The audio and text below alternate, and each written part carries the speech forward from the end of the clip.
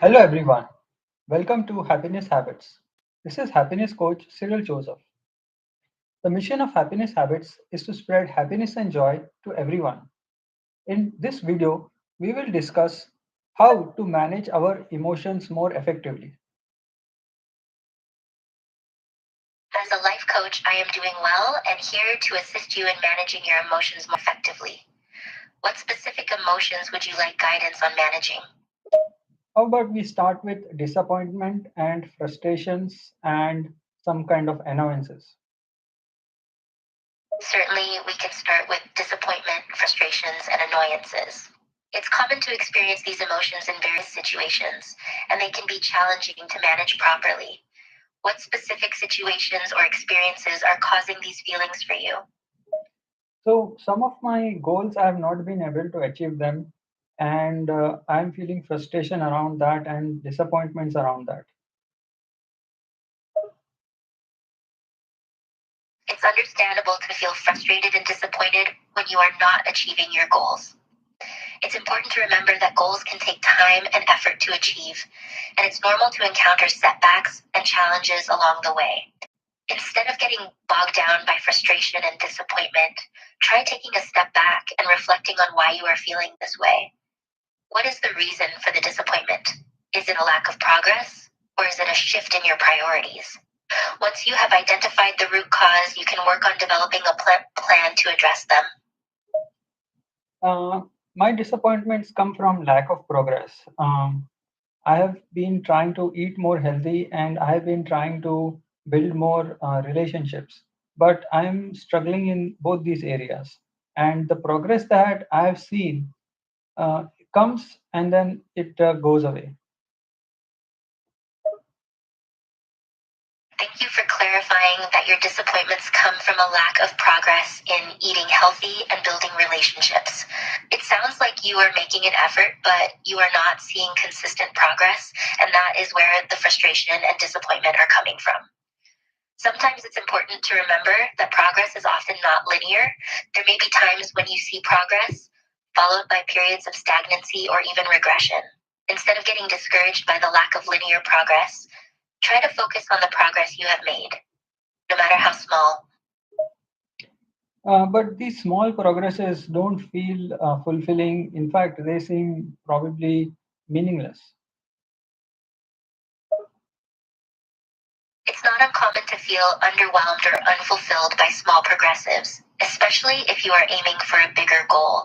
However, progress is progress, no matter how small. Each small step forward brings you closer to your ultimate goal, even if the progress doesn't feel significant in the moment. It's important to acknowledge and celebrate the little wins, as they are often the building blocks to bigger achievements. What can you do to make the progress feel more significant and fulfilling? Well, some of the things is I do visualizations.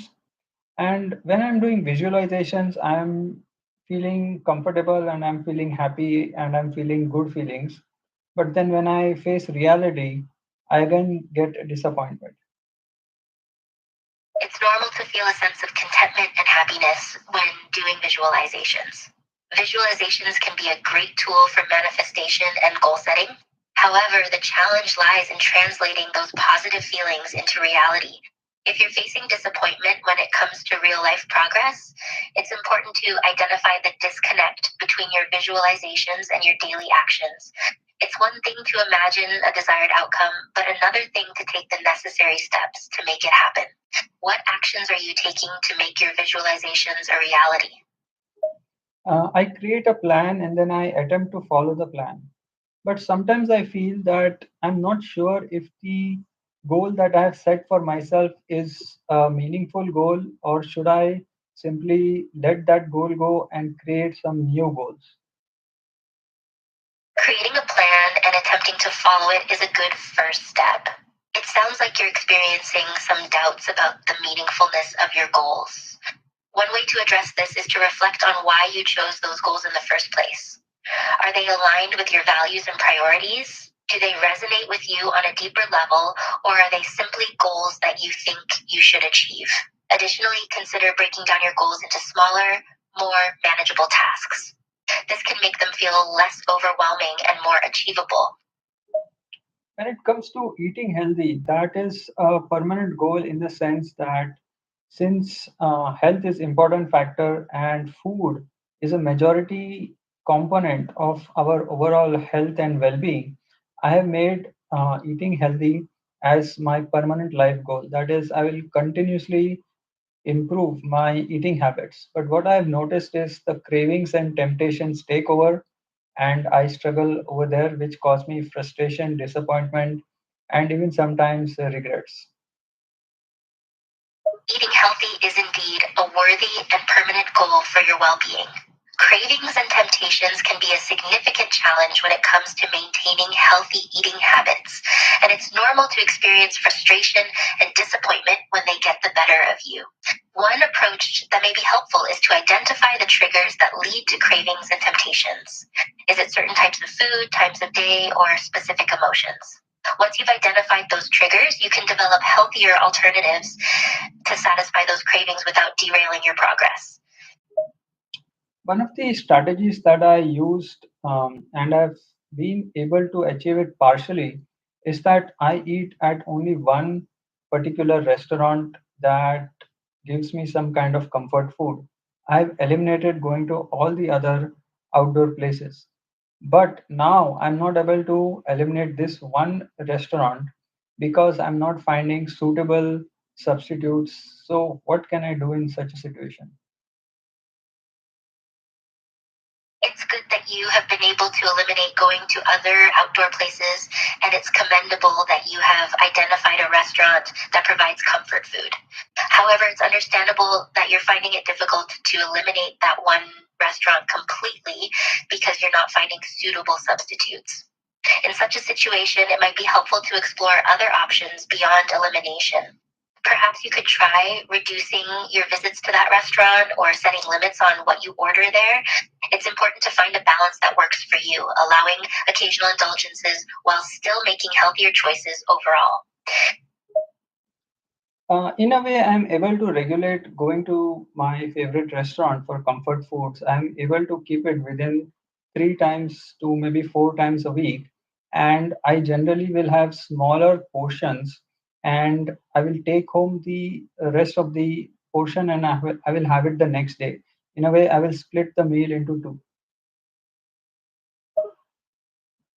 It's positive that you are able to regulate your visits to your favorite restaurant and make healthier choices by having smaller portions and taking the rest home for the next day. Splitting your meal into two is a smart strategy to help you manage your intake and make healthier choices. Keep up the good work. So you think that I should not be disappointed with the progress that I have made so far in completely eliminating this favorite restaurant of mine? It's important to acknowledge your progress, and it's great that you've made positive changes by reducing your visits and making healthier meal choices. However, it's essential not to be overly critical or disappointed with yourself for not completely eliminating the favorite restaurant. You've made considerable progress, and you're allowed to enjoy your favorite meal occasionally. The key is to find a balance that works for you and allows you to maintain a healthy lifestyle without feeling overly restricted. One of the other emotions that I'm struggling with is a mild sense of anger on some of the betrayals that I have received in my life, especially financial betrayals. How do I overcome this anger? Because I will not be able to recoup the financial losses. Experiencing anger after a betrayal, especially a financial one, is a normal reaction. Financial losses can be particularly hurtful as they have tangible impacts on our lives. While it's understandable to feel angry about the situation, constantly holding on to that anger can be detrimental to your mental well being. To overcome this anger, you may need to practice forgiveness and acceptance. Forgiveness doesn't mean forgetting or excusing the betrayal, but it allows you to release the negative emotions associated with it. Accept that you cannot change the past, but you can choose how you respond to it. That's right. I've been trying to let go of some of these betrayals, but I'm still struggling in the sense that the feeling of being taken advantage of seems unfair and seems that I do not have power in the situation. You're right, it can be extremely unsettling to feel taken advantage of and powerless in a situation. It's normal to have those feelings as a result of betrayal, especially a financial one. Letting go of these betrayals takes time and effort. It's not always easy to forget, and feelings can resurface unexpectedly.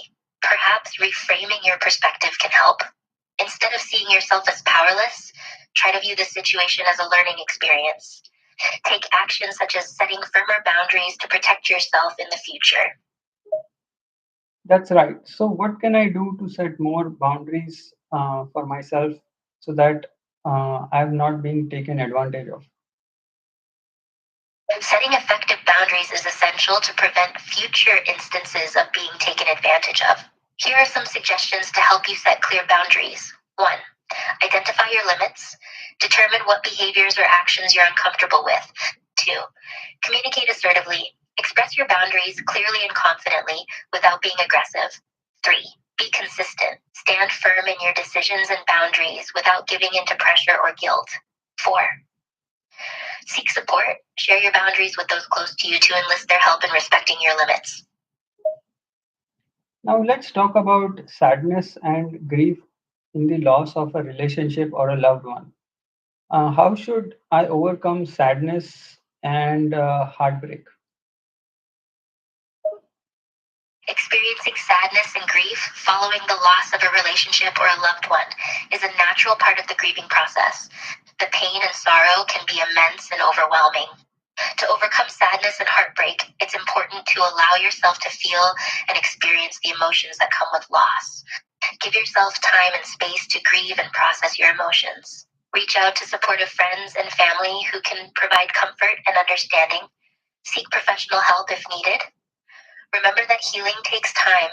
Be kind to yourself through the process and focus on the happy memories and times you shared with the person or relationship you lost.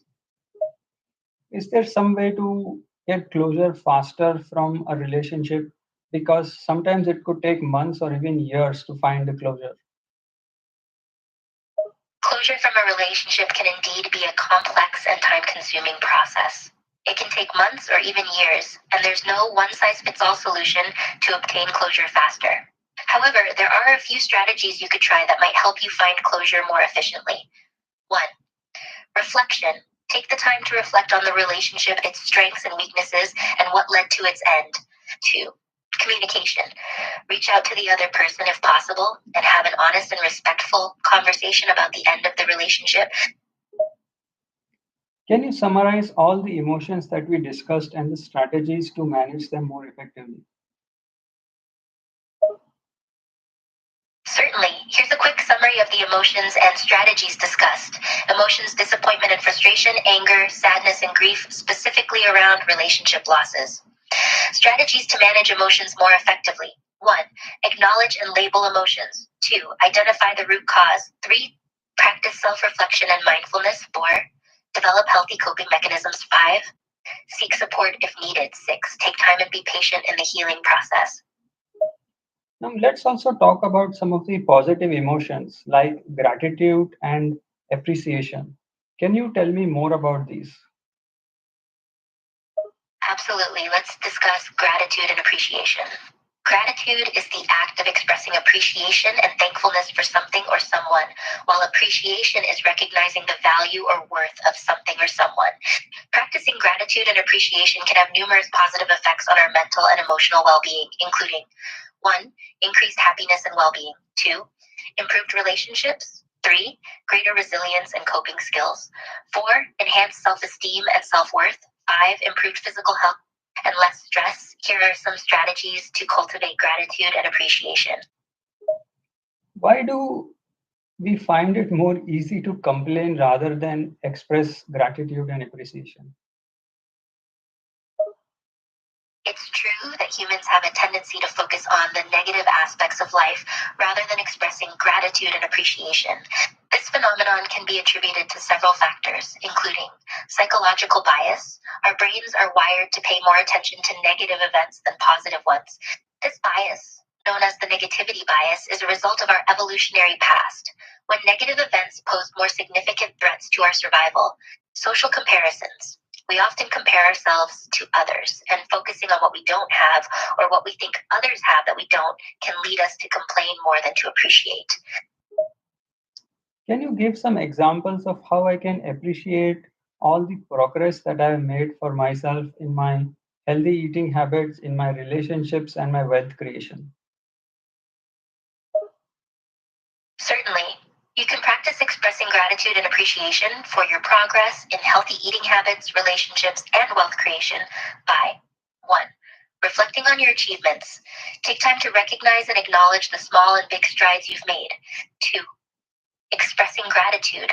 Voice your thankfulness for the progress you've made and the opportunities that have led you here. 3. Celebrating milestones. Mark key milestones or achievements in each area, giving yourself recognition for your efforts. 4. Maintaining a gratitude journal. Write down daily or weekly the things you're grateful for in these aspects of your life. Another thing that I want to do is I want to send gratitude to my future self and send appreciation to my future self. What would you say to my future self? Sending gratitude and appreciation to your future self is a wonderful practice. The following message would be appropriate to convey. Dear future self, I want you to know that I am immensely grateful for all the hard work and progress you have made so far. Your dedication to improving your eating habits, building relationships, and creating wealth through your coaching business is truly admirable.